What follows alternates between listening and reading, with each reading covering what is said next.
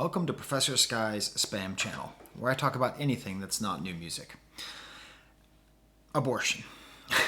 I've actually wanted to make this video even before Roe was overturned, which I stupidly thought would never happen. I'm on record as saying, well, they would never do that, they would never do that, they've done that. This isn't actually an explicitly political call for women's rights. It's an implicit call for women's rights. But what I want to do is talk about two works that have abortion at their center. Two pieces of cultural production.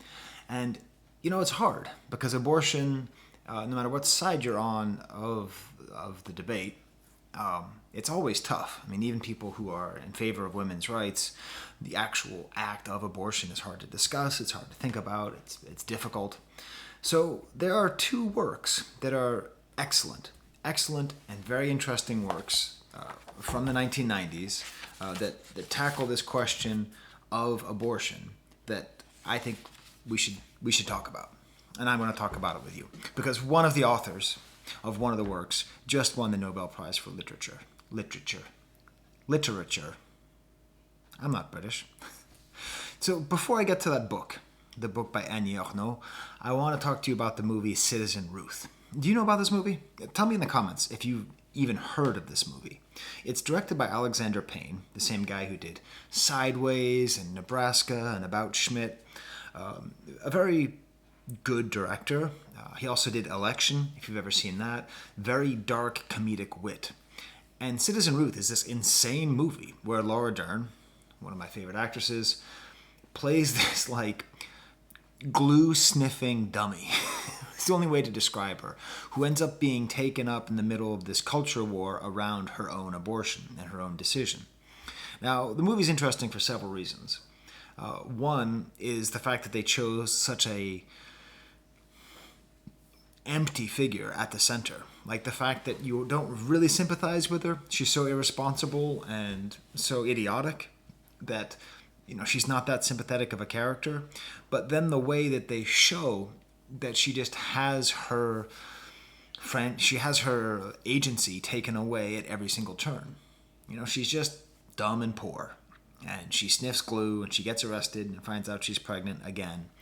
And, she's taken in by these pro-life people, and then eventually she's taken in by pro-choice people, and they sort of had this whole fight. And it's great because having the center of this movie be this sort of nobody, this sort of vide, this empty, really helps to emphasize the nature of this debate. Now, the problems with this movie should be clear to you by now. First of all, Alexander Payne is a man. It's co-written with him, and I think Jim Taylor is the name of his co-writer.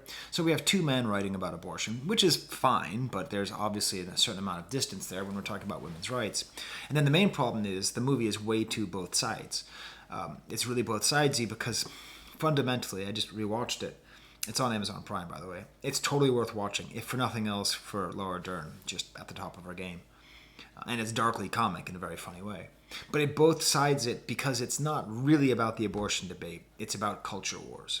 So if you want to watch a great dark comedy about culture wars, that's what you should really do. But as far as a real definitive movie about abortion, as far as I know, there isn't one. But there is a book.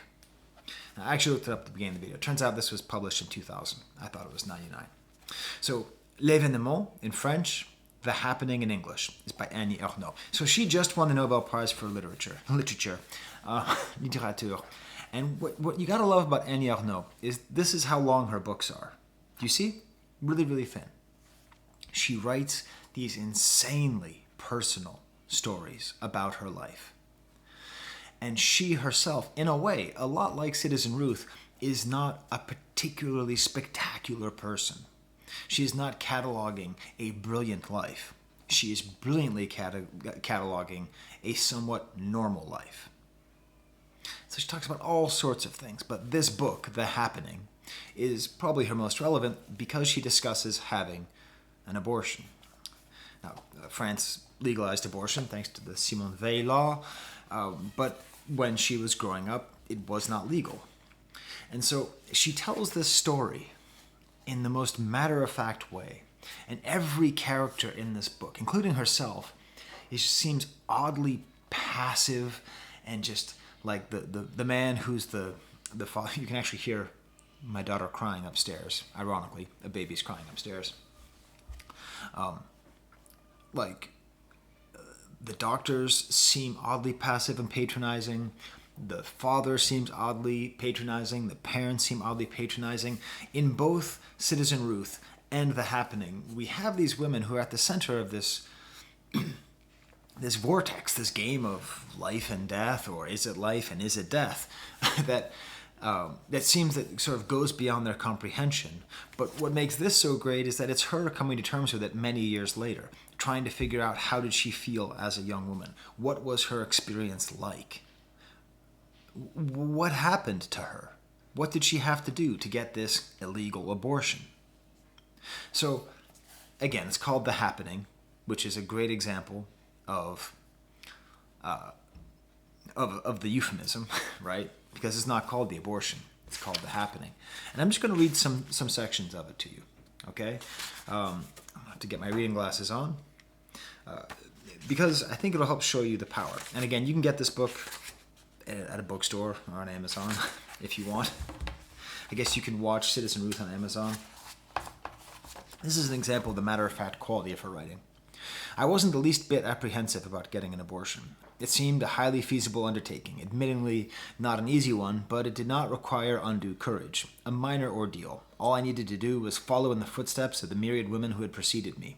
Since my early teens, I had gleaned many stories of abortions, taken from novels or inspired by local gossip through hushed conversations. I had acquired some vague idea of which methods to use: a knitting needle, parsley stalks, injections of soapy water, or violent horse rides. The ideal solution being to find a quack doctor on a backstreet abortionist. Both charged extremely high fees, although I had no idea how much. So already we see this kind of neutrality that she has about this. And not just the stigma, but all of the mystery that's surrounding. This thing, this service that she needs that she does not know how to get. Later on in the book, she emphasizes this idea of why she writes this book and why she did it, taking her place in the generations of women who've come before her. I think this is important because a lot of motherhood, a lot of parenthood is feeling that you're taking your place amongst many, many generations. I know I feel that as a new father, okay? I feel that, like, wow, I am taking my place. But what Ernaux does, and that's Ernaux is how it's spelled, Ernaux. I can't pronounce it that way, but it's Ernaux is how you say it in French. Annie. She places herself in this long line, the heritage of abortion. Thousands of girls climbed... Sorry, that's my dishwasher. It's very loud here. Thousands of girls have climbed upstairs and knocked on a door answered by a woman who is a complete stranger to whom they are about to entrust their stomach and their womb. About that woman, the only person who can rid them of their misfortune would open the door in an apron and patterned slippers, clutching a dish towel, and inquire, "Yes, miss, can I help you?" This wonderful mixture, okay, I get it, the dishes are done, man. This wonderful mixture of specificity about this particular experience that she is having, with the patterned slippers, clutching a dish towel, this moment very clearly happened to her. But at the same time, the generations of girls who have climbed these same stairs. Okay? She's able to make it very specific and universal. I just can't believe she won the Nobel Prize. Like this is as a feminist and as someone who really appreciates works by often overlooked works by female writers. Her style is so anti-epic, is so devoid of so many of the masculine virtues, which are often vices that pass as great literature. I just think it's so great that this wonderful author of many small books is getting this recognition. She describes the abortion in some great detail. I feel the woman who is busying herself between my legs, inserting a speculum, is giving birth to me. At that point, I killed my own mother inside me. One thing that I like is that she never shies away from the difficulty of abortion, and she talks about the way that it creates her while killing her at the same time. It's a very Very interesting take here. Later she says a very similar thing. In my student bathroom, I had given birth to both life and death. For the first time, I felt caught up in a line of women future generations would pass through us. These were gray winter days. I floated in the midst of the world, bathed in light. Now, the final quote I'm going to read to you from this is my favorite section, because she's sort of describing all the early stages of the book. She's describing her whole emotional state. And this has my favorite quote from this book, and probably one of my favorite quotes in the history of, say it with me, literature. What am I, British? Parentheses. I realize this account may exasperate or repel some readers. It may also be branded as distasteful. I believe that any experience, whatever its nature, has the inalienable right to be chronicled. There is no such thing as a lesser truth. Moreover, if I failed to go through with this undertaking, I would be guilty of silencing the lives of women and condoning a world governed by male supremacy. Thank you, Nobel Committee, for recognizing Annie Ernaux's work. And if you're interested, it'll take you a day to read this book, a couple hours. You can also get one of her more popular books, A Simple Passion, which is a very erotic story about female sexuality. If you want to read something by her that's a little bit more fun. I've read these both as an undergrad, Professor Walsh's class, and then now I teach them. I teach them together like that. So he had a good idea there. So there you go. There's my take on two very, very great works of art. One which is loosely about abortion, and the other which is entirely about abortion, and about the concept that there's no such thing as a lesser truth. I want to leave you with that as my lesson to you, as your YouTube professor.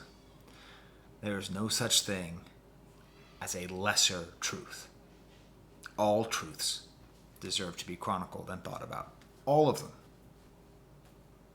All right, there's the camera.